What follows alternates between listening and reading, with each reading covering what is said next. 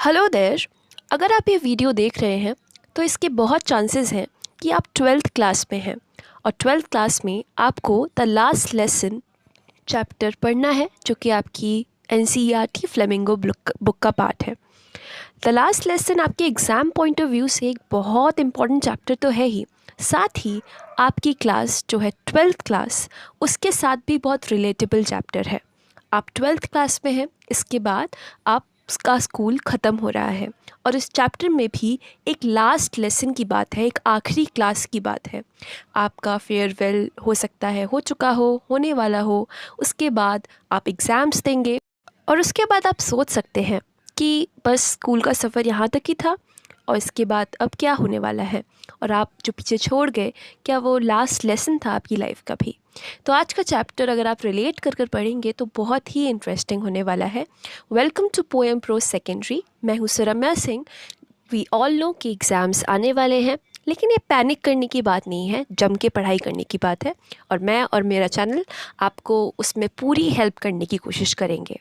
तो आइए पढ़ते हैं हमारा आज का लेसन, द लास्ट लेसन। आज हम class 12th English NCERT flamingo के चैप्टर 1 द लास्ट लेसन को समझेंगे। एंड टू बी ऑनेस्ट, हम इस चैप्टर को इस तरह समझेंगे कि हमें एग्ज़ाम पॉइंट ऑफ व्यू से भी बेनिफिट करे, साथ ही साथ हमको इस कहानी की एसेंस समझ में आए। और ये दोनों अलग अलग बातें लगते हुए भी काफ़ी रिलेटेड है, क्योंकि अगर हमें कहानी का जो असल मीनिंग है, एसेंस है, या हिंदी में कहें तो मर्म है, वो समझ में आ जाएगा तो हमारे लिए इस चैप्टर को पूरी तरह एग्ज़ाम पॉइंट ऑफ व्यू से मार्क्स फेच करने के लिए भी यूज़ करना बहुत आसान हो जाएगा। इस वीडियो को मैं पॉइंट वाइज डिस्कस करूँगी ताकि इस चैप्टर का पूरा मीनिंग आपको क्रिस्टल क्लियर हो जाए।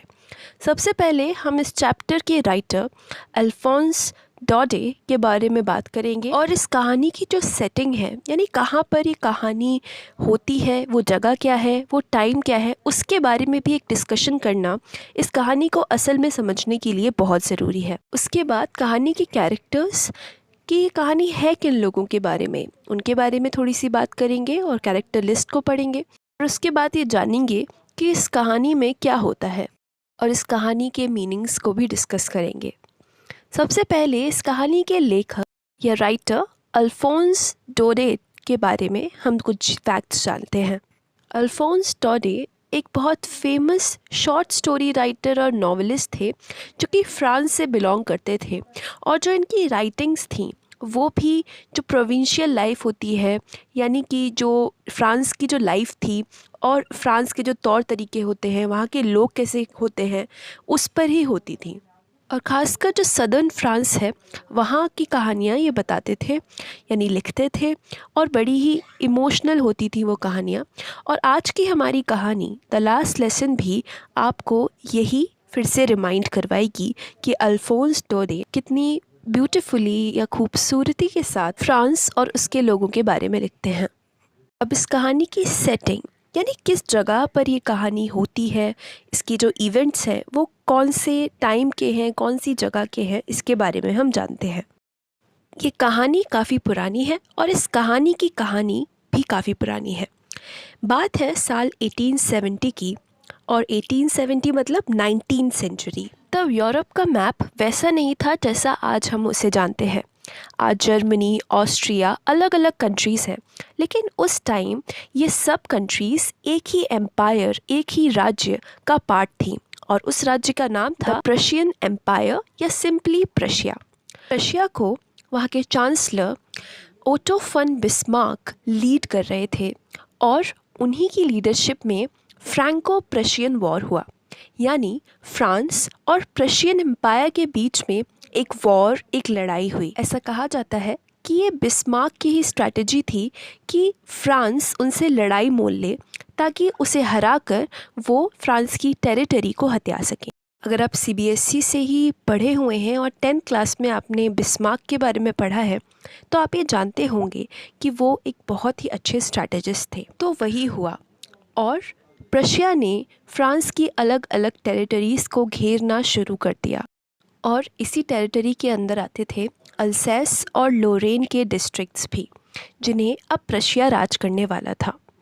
लेकिन डिस्ट्रिक्ट्स और टेरिटरीज़ केवल ज़मीन के टुकड़े तो नहीं होते, उनमें लोग भी रहते हैं और लोगों की अपनी कहानियाँ होती हैं और कैसे पॉलिटिकल डिसीजंस से लोगों की पूरी ज़िंदगी, उनके सोचने का नज़रिया और उनकी भाषा तक बदल जाती है। यही आज हम पढ़ते हैं द लास्ट लेसन में। इस चैप्टर को हम लाइन बाय लाइन पढ़ेंगे।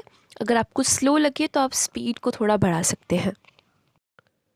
I started for school very late that morning and was in great dread of a scolding. अब यहाँ पर आई से शुरू होती है कहानी। जब किसी कहानी में आई का यूज़ होता है तो उसे हम फर्स्ट पर्सन नरेशन बोलते हैं। तो यहाँ पर कोई इंसान है जो कि खुद की ही कहानी बता रहा है और वो कहता है I started for school very let that morning.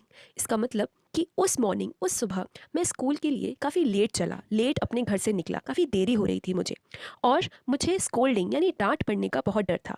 Specially because M Hamel had said that he would question us on participles. और खासकर इसलिए वो डर था क्योंकि एम हैमिल जो कि इस बच्चे के टीचर होंगे, उन्होंने कहा था कि वो हमें पार्टिसिपल्स के बारे में क्वेश्चंस करेंगे। And I did not know the first word about them. और मुझे यानी जो नैरेटर है इस कहानी का, उसे कोई भी वर्ड तक नहीं पता था उनके बारे में, यानी पार्टिसिपल्स के बेसिक्स तक उसे नहीं पता थे। तो ऑब्वियस सी बात है कि उसे जब कुछ पता नहीं था आने वाले टेस्ट के बारे में, तो वो बड़ा ही डरा हुआ था कि अब ना जाने क्या होगा। For a moment I thought of running away and spending the day out of doors. और एक पल के लिए मैंने सोचा कि मैं भाग जाऊं और बाहर अपना समय व्यतीत करूं, पूरा दिन बाहर निकाल दूं। It was so warm, so bright. वो कितना वार्म था, कितना ब्राइट था। The birds were chirping at the edge of the woods. जो बर्ड्स थी, चिड़ियाँ थी, वो एज ऑफ द वुड्स यानी जो डालियाँ थी उनके बिल्कुल जो एंड होता है, एजेस होती हैं, उन पर बैठकर चर्प कर रही थी, चहचहा रही थी। And in the open field back of the सॉमिल the Prussian soldiers were drilling. और जो सॉमिल के पीछे जो ओपन फील्ड थी बड़ी सी, उस पर कौन लोग, रशियन सोल्जर्स जो थे वो ड्रिल कर रहे थे, यानी जो अपनी प्रैक्टिस होती है वॉर के लिए वो कर रहे थे। तो दिन में काफ़ी इंटरेस्टिंग चीज़ें थी जो कि इस बच्चे को काफ़ी इंटरेस्टिंग लग रही थी अपने खुद के जो क्लासरूम से ज़्यादा। It was all much more tempting than the rule of participles, but I had the strength to resist and hurried off to school. और पार्टिसिपल से ज़्यादा ये सब कुछ बहुत टेम्पटिंग था, यानी बहुत ललचाने वाला था, बहुत इंटरेस्टिंग था, क्योंकि ऑब्वियस सी बात है कि खासकर जो छोटे बच्चे होते हैं उन्हें पढ़ाई उतनी पसंद नहीं होती, बाहर की जो दुनिया होती है, अच्छी अच्छी जो चीज़ें होती हैं वो ज़्यादा पसंद होती हैं। लेकिन फिर भी उस बच्चे में इतनी हिम्मत थी कि वो जो उसके अंदर की आवाज़ थी बाहर रहने की, उसे रेजिस्ट कर पाए, उसे रोक पाए और फिर से जल्दी जल्दी वो स्कूल की ओर चल पड़ा। When I passed the town, there was a crowd in front of the bulletin board. जब मैं टाउन हॉल से गुजरा तब एक क्राउड था वहाँ पे, और वो कहाँ खड़ा हुआ था, बुलेटिन बोर्ड के पास खड़ा हुआ था। भीड़ थी लोगों की जो बुलेटिन बोर्ड के पास खड़ी थी, यानी बुलेटिन बोर्ड से वो कुछ पढ़ रही थी। For the last 2 years all our bad news had come from there. पिछले 2 सालों से हमारी जितनी भी बैड न्यूज़ थी, बुरी खबरें थी हमारे लिए, वो वहीं से तो आई थी, यानी उस बुलेटिन बोर्ड से ही तो आई थी। The lost battles, the draft, the orders of the commanding officer. And I thought to myself without stopping, what can be the matter now.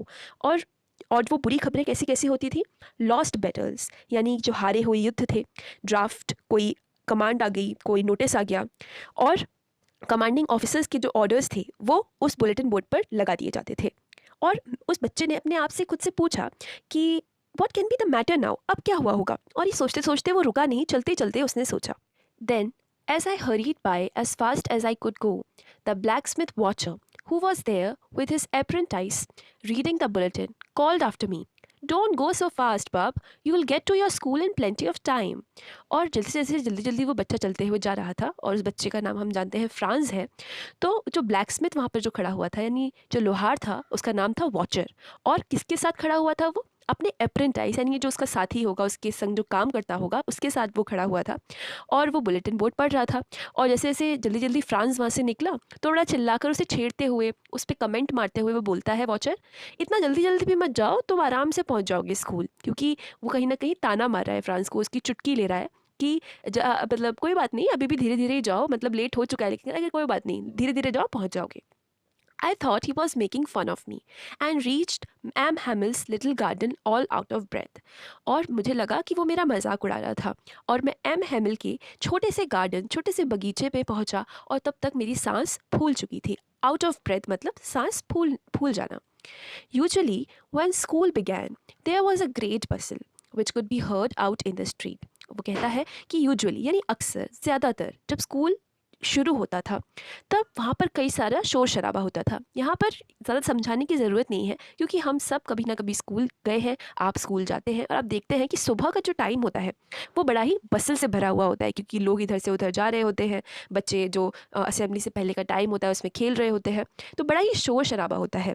और उस शोर शराबे को बाहर स्ट्रीट यानी बाहर की जो रोड थी, सड़क थी, गली थी, वहाँ तक भी सुना जा सकता था।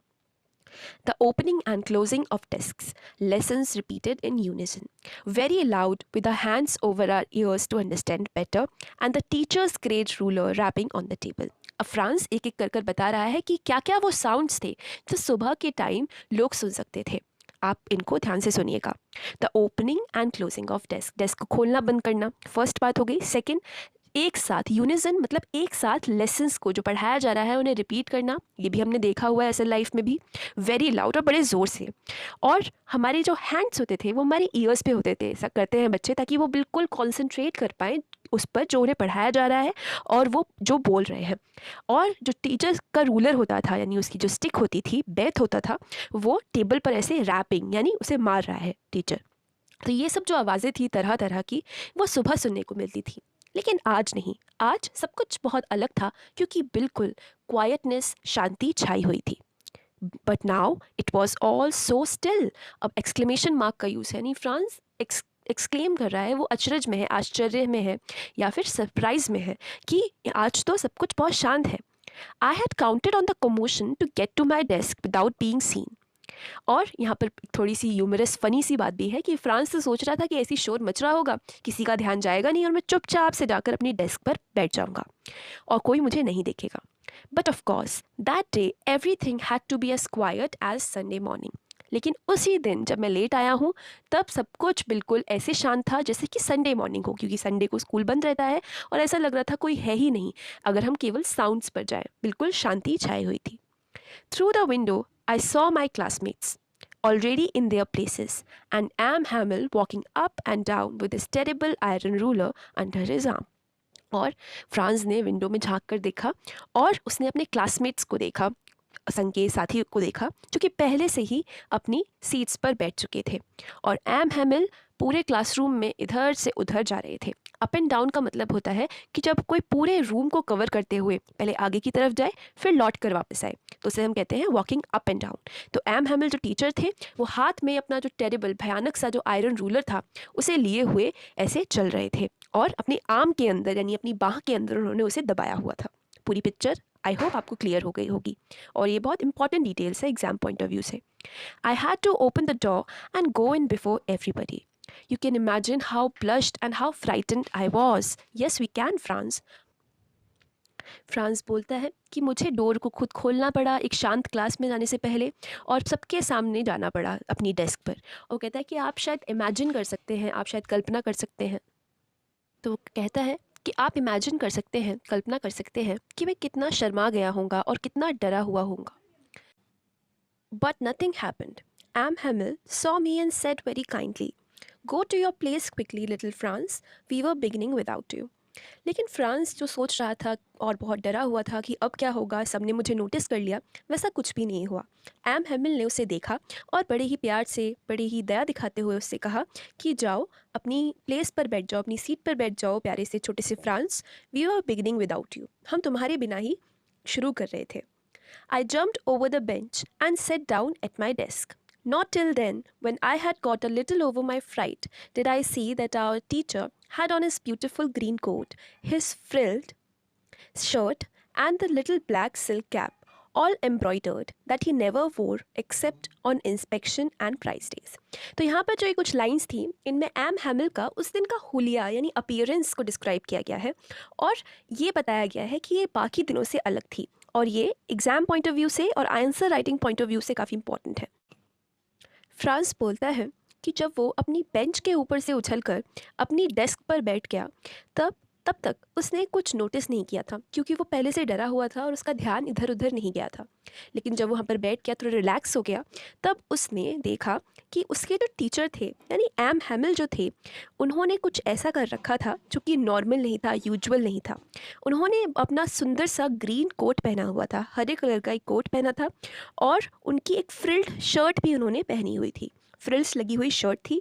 लिटिल ब्लैक सिल्क कैप थी जो कि ब्लैक थी, और ये सब एम्ब्रॉयडर्ड था। और ये जो चीज़ें थी, ये जो ड्रेस थी, ये पर्टिकुलर ड्रेस वो कभी नहीं पहनते थे कि केवल इंस्पेक्शन डेज और जो प्राइस डेज यानी जो स्पेशल दिन होते हैं, केवल उन्हीं दिन पर वो, केवल इन दिनों पे ही वो ये ड्रेस पहनते थे, सूट पहनते थे। Besides the whole school seemed so strange and solemn.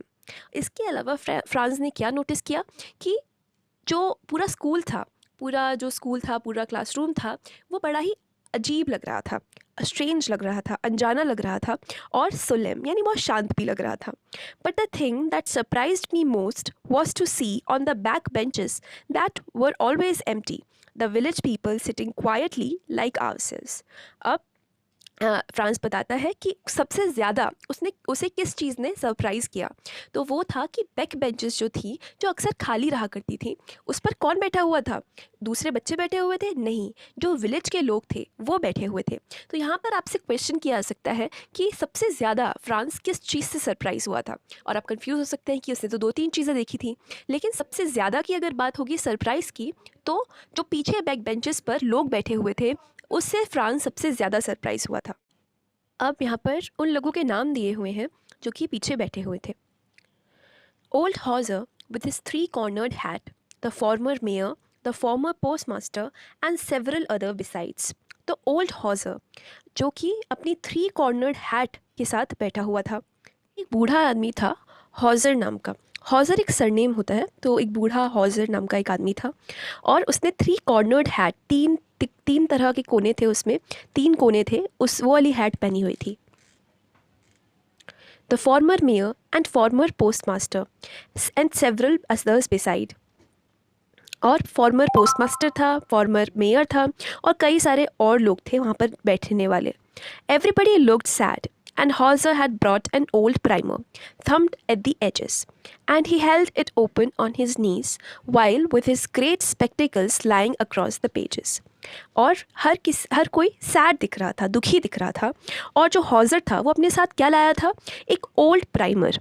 Old यानी पुराना, और प्राइमर यानी जो प्राइमरी की जो बुक्स होती हैं ना, छोटी ABCD वाली, जो अल्फ़ाबेट्स जिसमें सिखाए जाते हैं, वो वाली बुक लाया था वो, जो कि बहुत पुरानी थी, इतनी पुरानी कि जो उसके एजेस थे वो ऐसे मुड़ चुके थे। आपने देखा होगा जो पुरानी किताबें होती हैं, उनके जो कोने होते हैं वो मुड़ जाते हैं, और वो होते तो ऐसे ओरिजिनली बड़े कोने जैसे होते हैं, शार्प होते हैं, लेकिन वो ऐसे गोल से हो जाते हैं। While I was wondering about it all, M. Himmel mounted his chair and, in the same grave and gentle tone which he had used to me, said, "My children, this is the last lesson I shall give you." अब ये सब सोच ही रहा था France, तभी M Hemil अपनी chair पर जाकर बैठे, और उसी जो उनकी सीरियस सी टोन थी, जेंटल सी टोन थी, जिसमें अभी उन्होंने फ्रांस को बैठने के लिए बोला था, उन्होंने कहा, माय चिल्ड्रन यानी मेरे बच्चों, ये लास्ट लेसन है जो कि मैं तुम्हें दूंगा। और फिर वो उन्होंने बोला, the order has come from Berlin to teach only German in the schools of Alsace and Lorraine. उन्होंने बताया कि जो ऑर्डर है, एक आदेश आ गया है बर्लिन से, बर्लिन जर्मनी की अभी राजधानी है, यानी प्रशिया से आया है एक ऑर्डर कि केवल जर्मन पढ़ाई जाएगी अल्सेस और लोरेन के स्कूल्स में, यानी अब फ्रेंच आप लोग नहीं पढ़ोगे। The new master comes tomorrow, this is your last French lesson, I want you to be very attentive. और उन्होंने कहा कि नया जो मास्टर होगा, जो आपको जर्मन पढ़ाएगा, वो कल से आएगा, ये आपका लास्ट यानी आखिरी फ्रेंच लेसन है, और आपको बहुत अटेंटिव होना होगा इसे पढ़ने के लिए। What a thunderclap these words were to me। अब एक एक्सक्लेमेशन मार्क के संग एक सेंटेंस है कि ये जो वर्ड्स थे, कि ऐसा लगा कि मेरे कानों पर बिजली गिर गई हो। फ्रांस को लगा कि उसके कानों पर बिजली गिर गई हो ये वर्ड सुनकर। Oh the wretches, oh the wretches, that was what they had put up at the town hall. तो अचानक से जो फ्रांस है उसके दिमाग की बत्ती जलती है, एक तरह से कहता है ओ तेरी की, यही उन्होंने टाउन हॉल पे लगाया हुआ था। इस तरह वो एक्सक्लेम करता है और चौंक जाता है। My last French lesson, why hardly I knew how to write, I should never learn any more. वो कहता है मेरा लास्ट फ्रेंच लेसन है ये, और मुझे तो अभी तक ये भी नहीं पता है कि लिखते कैसे हैं, और मैं कभी भी इससे ज़्यादा नहीं सीख पाऊँगा। I must stop there then. Oh how sorry I was for not learning my lessons, for seeking birds eggs और going sliding on the Saar. अब जो फ्रांस है वो रिग्रेट यानी अफसोस फील कर रहा है। उसे लग रहा है कि अब तो मुझे कुछ सीखने को मिलेगा ही नहीं, जितना मुझे आता है मैं वहीं पर रुक जाऊंगा, स्टॉप हो जाऊंगा। और वो सॉरी फील करता है क्योंकि उसने कभी भी ध्यान से अपने लेसन्स यानी फ्रेंच लेसन्स को नहीं पढ़ा था, और उसकी जगह वो कभी बर्ड्स के अंडे देखने चला जाता था, कभी सार जो नदी है वहाँ पर स्लाइडिंग करने चला जाता था, खेलने कूदने चला जाता था। My books that had seemed such a nuisance a while ago, so heavy to carry, my grammar and my history of the saints were old friends now that I couldn't give up. अब वो बोलता है कि जो books जो कि अभी तक मुझे बिल्कुल बेकार की फालतू सी बातें न्यूसेंस लगती थी, और जो इतनी हैवी लगती थी, भारी लगती थी कैरी करने के लिए, और जो मेरी ग्रामर बुक थी, और जो मेरी हिस्ट्री ऑफ सेंट्स थी यानी साधु संतों की जो इतिहास के बारे में पढ़ता था, अब वो मेरे पुराने दोस्त हो चुके थे। और लेकिन ये भी था कि भले ही वो मुझे अच्छे नहीं लगते हों, लेकिन वो ऐसे फ्रेंड्स बन चुके थे मेरे बहुत पुराने, जिनको मैं नहीं छोड़ सकता था, जिन पर मैं गिव अप नहीं कर सकता था। And M Hamel too. The idea that he was going away, that I should never see him again, made me forget all about his ruler and how cranky he was. तो बोलता है और M Hemil भी कुछ ऐसे ही हैं कि अब वो भी जा रहे हैं। ये जो आइडिया था और ये कि मैं उन्हें कभी नहीं देखूंगा फिर से, इसने मुझे सब कुछ भुला दिया था, उनका जो रूलर था जिससे मुझे डर लगता था, और वो कितने क्रैंकी थे। क्रैंकी यानी मतलब थोड़ा जो जल्दी से गुस्सा हो जाए, थोड़ा अजीब सा। ये सब जो था फ्रांस था वो याद नहीं कर पा रहा था, उसे केवल ये लग रहा था कि वो एम हैमिल को अब कभी नहीं देख पाएगा। Poor man, it was in honour of this last lesson that he had put on his fine Sunday clothes and now I understood. Poor man, वो कहते हैं बेचारा, ये जो एम हैमिल के लिए वो बोलता है, ये बेचारे मतलब जो ये हो गए हैं आदमी। It was in honour of this last lesson, इस लास्ट लेसन के ऑनर में, इसके सम्मान में ही तो उन्होंने अपने संडे क्लोथ्स पहने हुए थे। और वो कुछ समझ गया है फ्रांस। क्या समझा है वो? Why the old men of the village was sitting there in the back of the room. अब फ्रांस को समझ आ रहा था कि जो विलेज के बूढ़े आदमी थे वो रूम के अंत में क्यों बैठे हुए थे, पीछे क्यों बैठे हुए थे। It was because they were sorry too that they had not gone to school more. इसीलिए था क्योंकि वो भी सॉरी थे, उन्हें भी अफसोस था इस बात का कि वो ढंग से स्कूल नहीं गए जब उनकी उम्र थी। It was their way of thanking our master for his 40 years of faithful service and of showing their respect for the country that was theirs no more. अब वो बोलते हैं फ्रांस की उनका ये तरीका था उन लोगों का, उन बूढ़े आदमियों का, ताकि वो हमारे जो मास्टर हैं यानी एम हैमिल हैं उन्हें थैंक कर पाए, उन्हें शुक्रिया अदा कर पाएँ। किस चीज़ का?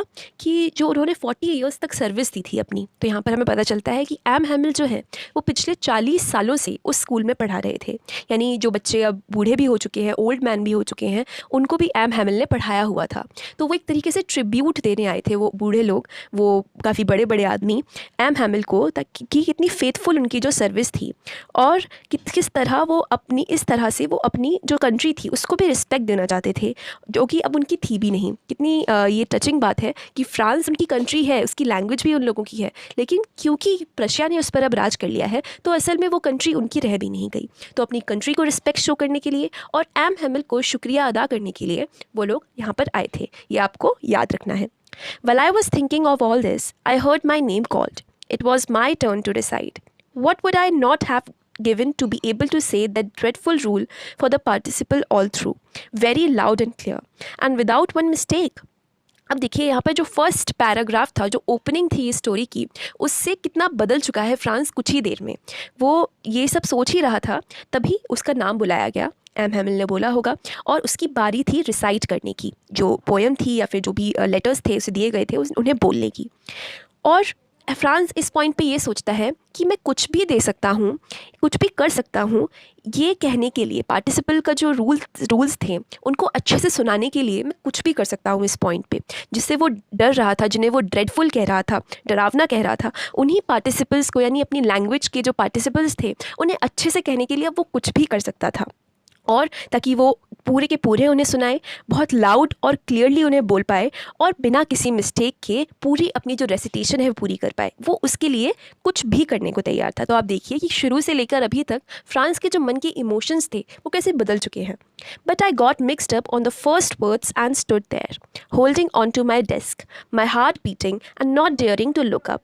लेकिन कुछ उसने शब्द पढ़े और अचानक से उसको कुछ कन्फ्यूज़न हो गया, मिक्सअप हो गया वो, और फिर से वो वहाँ पर खड़ा हो गया। उसने अपनी डेस्क, कैसे होता है ना, बच्चे पकड़ लेते हैं जब उन्हें समझ में नहीं आता कुछ, ऐसी डेस्क पकड़ी हुई थी। उसका जो हार्ट था यानी दिल था वो बहुत ज़ोर से धड़क रहा था और उसे हिम्मत नहीं हो रही थी ऊपर देखने की। वो चाहता तो था कि वो अच्छे से सुनाए, लेकिन ऐसा हो नहीं पाया। I heard M. Hamel say to me, I won't scold you, little Franz. You must feel bad enough. See how it is. Every day we have said to ourselves, Bah, I have plenty of time. I'll learn it tomorrow. And now you see where we have come out. अब यहाँ पर M Hemil उससे कहते हैं कि France में तुम्हें नहीं डांटूंगा, तो तुम्हें पहले से ही बुरा फील हो रहा है। फिर वो एक तरह से एक बात बोलते हैं कि देखो, ऐसा ही होता है हमारे यहाँ।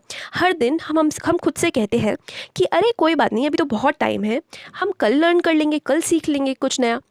एंड अब देखो हम किस पॉइंट पर आ गए हैं कि फ्रेंच का, हमारी खुद की लैंग्वेज का, ये हमारा लास्ट लेसन है। That's the great trouble with Alsace. She puts off learning till tomorrow. Now those fellows out there will have the right to say to you, how is it you pretend to be Frenchmen and yet you can neither speak or write your own language? But you are not the worst. Poor little France, we have all a great deal to reproach ourselves with. तो इन जो lines में M Hemil ये बताते हैं कि अल्सैस के साथ problem क्या है, जो पूरा शहर है उसके एटीट्यूड में प्रॉब्लम क्या है। वो बोलते हैं कि हमारे संग ये प्रॉब्लम है कि हम लर्निंग को, सीखने को कल पर डाल देते हैं, और जो लोग आएंगे, अब जर्मन सीखोगे तुम कल से, जो बाहरी लोग होंगे, अब उन्हें ये हक मिल जाएगा, ये मौका मिल जाएगा तुम लोगों से कहने का कि अच्छा तुम कहते तो खुद को फ्रेंचमैन हो, फ्रांस के निवासी कहते हो खुद को, लेकिन तुम ना तो बोल सकते हो फ्रेंच, ना ही लिख सकते हो अपनी खुद की language.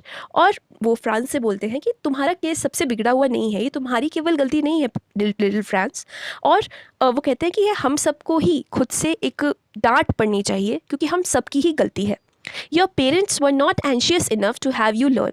They preferred you to put you to work on a farm or at the mills. वो कहते हैं कि तुम्हारे जो पेरेंट्स थे वो इतने उत्सुक ही नहीं थे, उनमें इतनी उत्सुकता ही नहीं थी कि तुम्हें लर्निंग के लिए, कुछ सीखने के लिए भेजें। उन्होंने क्या प्रेफर किया, यानी क्या चाहा कि तुम लोग उनके फार्म पर ही काम करो या फिर मिल्स पर ही काम करो, ताकि so as to have a little more money, ताकि और थोड़ी मनी यानी पैसा तुम लोग बना पाओ। And I have been to blame also. I have not often sent you to water my flowers instead of learning your lessons. और वो बोलते हैं कि मैं भी कोई दूध का धुला नहीं हूँ, मुझे भी ब्लेम करो, क्योंकि have I not sent you to water my flowers instead of learning your lessons. तो मैं तुम्हें अक्सर, तुम बच्चों को फ्लावर्स में वाटर डालने नहीं भेज देता था। अपने जो उनके फूल होंगे, बगीचा होगा उसमें एक फूल होंगे, तो बच्चों से कह देते होंगे कि जाओ फूलों में पानी डाल के। तो एम हेमिल खुद की भी मिस्टेक को पॉइंट आउट करते हैं। And when I wanted to go fishing, did I not just give you a holiday? और वो कहते हैं कि जब मैं फ़िशिंग करने जाता था, यानी मछली पकड़ने जाता था, तब मैं तुमको हॉलीडे, एक छुट्टी नहीं दे देता, अरे जाओ आज मेरा मूड नहीं है, आज तो मैं फ़िशिंग करने जाऊँगा। Then from one thing to another, M. Himmel went on to talk of the French language, saying that it was the most beautiful language in the world, the clearest, the most logical, that we must guard it among us and never forget it, because when a people are enslaved, as long as they hold fast to their language, it is as if that had the key to their prison. तो M Hemil बोलते हैं कि French language इस दुनिया की सबसे खूबसूरत language है, सबसे ज़्यादा साफ़ या क्लियर लैंग्वेज है, सबसे ज़्यादा लॉजिकल है, और वो ऐसी लैंग्वेज है जो हमें हमेशा संभाल के रखनी चाहिए, हमेशा उसकी रक्षा करनी चाहिए और उसे कभी नहीं भूलना चाहिए। क्योंकि जब भी किन्हीं पीपल को एनस्लेव किया जाता है, यानी उन्हें बंदी बनाया जाता है, अब आप यहाँ पर सोच सकते हैं कि अ पीपल क्यों बोला गया है, क्योंकि पीपल तो प्लूरल होता है। अ पीपल तब यूज़ किया जाता है जब हम पर्टिकुलर किसी जगह के लोगों की या किसी देश के लोगों की बात करेंगे। तो फ्रेंच लोगों की यहाँ पर बात हो रही है, और यहाँ पे वो कह रहे हैं कि किसी भी जगह के जो लोग एनस्लेव्ड होंगे, तो as long as they hold fast to their language, it is as if they had the key to their prison. अगर वो अपनी लैंग्वेज से चिपके रहेंगे, उससे जुड़े रहेंगे, तो वो अपनी जो जेल है, किसी भी तरह से उन्हें एनस्लेव किया गया है, उन्हें बंदी बनाया गया है मानसिक रूप से या फिजिकल रूप से, वो उस जेल को तोड़ पाएंगे। उसकी चाबी उनकी लैंग्वेज के रूप में उनके पास होगी। तो यहाँ पर इस चैप्टर का एक बहुत बड़ा मैसेज हमें क्लियर है कि अपनी लैंग्वेज को हमें कभी नहीं छोड़ना चाहिए, क्योंकि वही हमारे दिमाग के तालों को खोलती है और दूसरों के ऑपरेशन, दूसरों के जो बनाए गए जेल हैं, उनसे भी हमें आज़ाद कराती है। Then he opened a grammar and read us our lesson. I was amazed to see how well I understood it. All he said seemed so easy, so easy. अब फ्रांस बताता है कि उन्होंने उसके बाद एक ग्रामर बुक खरीदी, खोली और उसको पढ़ा, उस लेसन को पढ़ा। और इस बार फ्रांस खुद हैरान था कि कितने अच्छे से उसे सब कुछ समझ में आ रहा था, कितना सब कुछ आसान लग रहा था, कितना अच्छा लग रहा था। I think too that I had never listened so carefully and that he had never explained everything with so much patience. अब फ्रांस ये सोच रहा था कि शायद मैंने कभी इससे पहले इतने अच्छे से सुना नहीं, या फिर एम हेमिल ने कभी इससे पहले इतना अच्छा, इतना क्लियरली कभी नहीं पढ़ाया, इतने संयम के संग, इतने पेशेंस के संग कभी हमको नहीं पढ़ाया। दोनों ही बातें हो सकती हैं। It seemed almost as if the poor man wanted to give us all he knew before going away and to put it all into our heads at one stroke. और ऐसा लग रहा था कि जो आदमी था, बेचारा आदमी यानी एम हेमिल थे, वो हमें सब कुछ देना चाहते थे जो उनके पास था जाने से पहले, और हमारे जो सर थे यानी हमारे जो दिमाग थे, उनमें वो सब कुछ अपनी नॉलेज को ट्रांसफ़र कर देना चाहते थे एक ही बार में, एट वन स्ट्रोक, मतलब एक ही बार में। After the grammar, we had a lesson in writing. That day, M. Hamill had new copies for us, written in a beautiful round hand. France Alsace, France Alsace. Grammar के बाद हमारा एक writing का lesson हुआ और M हैमिल के पास उस दिन नई कॉपीज़ थी और उसमें ब्यूटीफुल राउंड हैंड राइटिंग में लिखा हुआ था फ्रांस अल्सेस, यानी जो हैंड राइटिंग की जो कॉपीज़ होती हैं उनमें ऊपर लिख कर दे दिए जाते हैं कुछ वर्ड्स और हमको कॉपी करने होते हैं। बचपन में हम इन्हें बहुत यूज़ करते थे। They look like little flags floating everywhere in the school room, hung from the rod at the top of our desks. You ought to have seen how everyone set to work and how quiet it was. और वो ऐसे लग रहे थे कि जैसे वो छोटे छोटे फ्लैग्स हों जो कि हर जगह तैर रहे हैं स्कूल रूम में। अल्सेस और फ्रांस जो लिखा हुआ था उन्हें फ्लैग्स से यानी झंडों से कंपेयर किया गया है, और झंडा मतलब पूरे देश की आइडेंटिटी। और ऐसा लग रहा था कि हमारी हर एक डेस्क से उन्हें रॉड से लटका दिया गया हो। You ought to have seen how everyone set to work and how quiet it was. और तुमको उस टाइम देखना चाहिए था कि हर कोई कितने अच्छे से काम कर रहा था और सब कुछ कितना शांत था। The only sound was the scratching of the pens over the paper. Once some beetles flew in, but nobody paid any attention to them, not even the littlest ones who worked right on tracing their fish hooks, as if that was French too. अब बोलते हैं कि जो इकलौता sound था, वैसे तो quietness ही थी, साइलेंस ही था क्लास में, लेकिन जो इकलौता साउंड वहाँ पर सुनाई दे रहा था वो पेन्स जब खुरचने की और चलने की आवाज़ आती है उनका था, क्योंकि ऑब्वियसली बच्चे लिख रहे थे।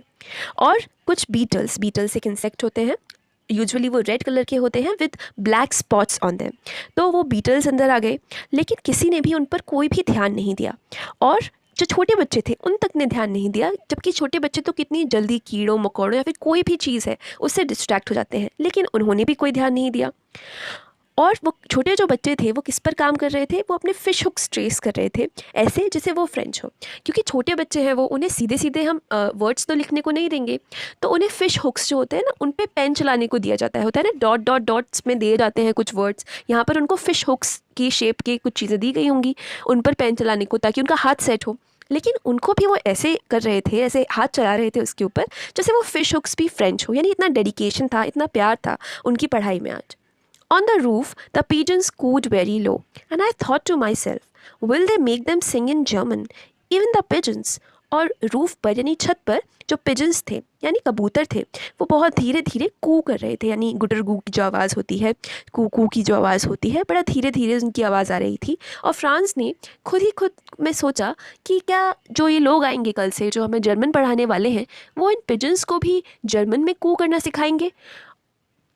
तो फ्रांस ही बड़ी ही बड़ी ही दिल को टच करने वाली बात सोचता है, और ये हमको भी सोचना चाहिए कि असल में भाषा किस तरह बांटने का जरिया बना दी जाती है, बजाय क्लास एक 12th चीज़ों को English एक्सचेंज करने NCERT की, भावनाओं को Flamingo का एक्सचेंज chapter करने 1 के। The Last Lesson। Whenever I आपकी looked up Flamingo from my book writing, I और saw English की Hemil दूसरी sitting books की भी motionless in his topics और chair chapters मैं and इस gazing channel पर first cover at one करूँगी। thing, then at अगर आप इस another, चैनल पर नए as हैं if he तो wanted वीडियो to को fix in लाइक his ज़रूर mind करें, just चैनल how को सब्सक्राइब everything ज़रूर looked करें in that little school और room. चैनल के और साथ तभी कनेक्टेड फ्रांस रहें। ऊपर देखता, कमेंट तो वो करके आप एम हेमिल सजेस्ट को कर देखता सकते हैं जो कि बिल्कुल कि आगे चुपचाप आप किस बिना टाइप हिले का डुले अपनी कंटेंट इस चेयर पर चैनल पर बैठे देखना होते, चाहते हैं, और मतलब वो क्या कर क्वेश्चन रहे थे वहाँ पर आंसर्स बैठे बैठे, MCQs से एक लेकर के बाद एक आपके जो हर अपनी चीज़ को सजेशंस घूर हैं घूर कर बड़े वो आप मुझे ध्यान से बता देख रहे सकते थे, हैं।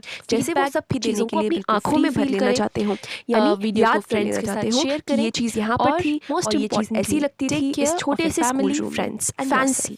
For 40 years, he had been there in the same place with his garden outside the window and his class in front of him. Just like that. तो फ्रांस सोचता है कि एम हेमिल इतने सालों से, 40 सालों से इस जगह पर है, उनके छोटे से गार्डन में, इस स्कूल रूम में, और वैसे के वैसे ही उनकी लाइफ चलती है। Only the desks and benches had been worn smooth. The walnut trees in the garden were taller, and the hop vine that he had planted himself twined about the windows to the roof. इन सालों में केवल जो desks थी और benches थी वो smooth हो गई थी, क्योंकि आप देखते हैं कि नई जो बेंचेस और डेस्क होती हैं वो बैठ बैठ के स्मूथ हो जाती हैं, चिकनी पड़ जाती हैं। और जो वॉलनट ट्रीज़ थे गार्डन में वो टॉल हो गए थे, लंबे हो गए थे। और जो हॉप वाइन जो कि खुद एम हेमिल ने लगाई थी, एक तरह की बेल होती है, वो विंडोज़ से लिपटी हुई थी और रूफ तक यानी छत तक जाती थी। How it must have broken his heart to leave it all, poor man, to hear his sister moving about in the room above, packing their trunks, for they must leave the country next day. और France एक तरह से empathise यानी ये सोचने की कोशिश कर रहा है कि एम हेमिल को कितना बुरा लग रहा होगा, उनका हार्ट, उनका दिल किस तरह टूट रहा होगा कि उन्हें ये सब छोड़कर जाना है। बेचारे हैं वो कितने। और वो ऊपर सुन रहे हैं, ऊपर आवाज़ें आ रही हैं, क्योंकि एम हेमिल वहीं पे स्कूल में ही रहते थे, वो उनका घर भी था, कि उनकी जो सिस्टर है एम हेमिल की, वो रूम में इधर से उधर सामान पैक कर रही हैं, आवाज़ें आ रही हैं और बक्से पैक कर रही हैं। और क्योंकि उनको कल कंट्री छोड़कर जाना है, क्योंकि उनकी जॉब तो गई, तो उन्हें भी ये देश छोड़कर जाना होगा। But he had the courage to hear every lesson to the very last. After the writing he had a lesson in history. Then and then the babies chanted their ba baby bo boo. और लेकिन फिर भी M Hemil के पास इतनी शक्ति थी, इतना संयम था, पेशेंस था, कि इन्होंने हर लेसन को, हर बच्चे के रेसिटेशन को पूरे अंत तक सुना। राइटिंग के बाद हमने हिस्ट्री में यानी इतिहास में एक लेसन लिया। उसके बाद जो बच्चे थे, छोटे बच्चे थे, उन्हें बेबीज़ कहा गया है, उन्होंने अपने बा बे बी बो बू जो उन्हें बोलने के लिए दिया गया होगा वो बोले। Down there at the back of the room, old Hauser had put on his spectacles and, holding his primer in both hands, spelled the letters with them. You could see that he too was crying. His voice trembled with emotion, and he was so funny to hear him. It was so funny to hear him that we all wanted to laugh and cry. जो old हॉजर थे, उन्होंने अपना चश्मा लगा लिया था और उन्होंने अपनी प्राइमर को दोनों हाथों से पकड़ा हुआ था, अपनी बुक जो थी उसे पकड़ा हुआ था, और उसके साथ उन्होंने लेटर्स को भी स्पेल किया था। और ये देखा जा सकता था कि वो भी रो रहे थे, और उनकी जो आवाज़ थी वो ट्रेम्बल कर रही थी, यानी कांप रही थी। किससे? इमोशन से, भावनाओं से। और बहुत फ़नी था उनको सुनना कि इतना फ़नी था कि वो लोग सब बच्चे एक संग हंसना भी चाहते थे उन पर और रोना भी चाहते थे, क्योंकि इतना इमोशनल मूवमेंट था। और फ्रांस बोलता है, how well I remember it, that last lesson. और फ्रांस बोलता है कि मुझे कितने अच्छे से उस लास्ट लेसन के बारे में सब कुछ याद है। All at once the church clock struck 12, then the Angelus. At the same moment, the trumpets of the Prussians returning from drill sounded under our windows. Am Himmel stood up, very pale in his chair. I never saw him look so tall. फिर अचानक से क्या हुआ, जो clock थी, church की जो clock थी, उसने 12 बजाए, यानी दोपहर का टाइम हो गया था। और जो एंजलिस थी उसके बाद बजी। एंजलिस भी एक बेल होती है जिसे सुबह, दोपहर, शाम को बजाया जाता है। और उसी समय जो प्रशियंस थे वो अपनी ड्रिल से रिटर्न हो रहे थे। शुरू में बताया गया था कि प्रशियन सोल्जर्स ड्रिल कर रहे थे, तो वहाँ से लौट रहे थे और उनकी ट्रम्पेट्स सुनाई दे रही थी विंडोज़ के पास से। और एम हेमिल उठे और बहुत पेल लग रहे थे, बहुत पीले पड़ चुके थे वो, और अपनी चेयर पर ही ऐसे उठकर खड़े हो गए। और फ्रांस ने कभी भी उनको इतना टॉल, इतना लंबा नहीं देखा था। My friends, said he. but something choked him. He could not go on. उन्होंने कहा मेरे दोस्तों, लेकिन फिर उन्होंने कहा मैं लेकिन वो फिर चोक हो गई उनकी आवाज़ गला रुंध जाता है ना जब रोने के लिए होते हैं या फिर हम बहुत इमोशनल हो रहे होते हैं. Then he turned to the blackboard, took a piece of chalk and, bearing on with all his might, he wrote as large as he could. फिर वो ब्लैकबोर्ड की तरफ मुड़े, उन्होंने एक चौक का टुकड़ा लिया और जितना ऐसा लग रहा था कि वो जितना दम लगा सकते थे उतना लगा रहे थे. उनमें शक्ति नहीं थी लेकिन फिर भी वो छोटा सा काम करने के लिए उन्हें बहुत शक्ति लगानी पड़ रही थी. और उन्होंने उस ब्लैकबोर्ड पर जितना बड़ा हो सकता था वो लिखा, वीव ला फ्रांस, यानी लॉन्ग लिव फ्रांस, फ्रांस हमेशा जिए, जिंदाबाद. उन्होंने एक तरीके से लिखा फ्रांस जिंदाबाद. Then he stopped and leaned his head against the wall, and without a word he made a gesture to us with his hand. और फिर वो रुक गए और उन्होंने अपना हेड यानी सर वॉल के अगेंस्ट ऐसे वॉल की तरफ ऐसे लीन कर दिया, झुका दिया, और बिना कुछ एक शब्द बोले भी उन्होंने एक जेस्चर बनाया यानी एक मुद्रा बनाई और किससे, अपने हाथ से इशारा किया उन्होंने. School is dismissed, you may go. उन्होंने हाथ से ही बोला स्कूल ख़त्म हो चुका है, अब तुम जा सकते हो. और स्कूल का ख़त्म होने का मतलब है यहाँ पर कि स्कूल हमेशा के लिए ख़त्म हो गया है, तुम जा सकते हो. तो ये थी लास्ट लेसन की पूरी एक्सप्लेनेशन. अगर आपको इस वीडियो से हेल्प मिली हो तो वीडियो को लाइक ज़रूर करें. आप चैनल को सब्सक्राइब भी करें क्योंकि रेगुलरली यहाँ पर वीडियोस पोस्ट होते हैं और आप इससे अपनी जो 12th की प्रिपरेशन है उसके टच में भी रह सकते हैं. साथ ही कमेंट कर बताएं कि आगे आप किस टॉपिक्स पर वीडियो देखना चाहेंगे. आगे मैं क्वेश्चन आंसर्स और MCQs को भी पॉइंट ऑफ व्यू में रखते हुए वीडियोस बनाऊंगी. अगर आपका एग्ज़ाम है तो all the very best, and most importantly take care of your family, friends and yourself.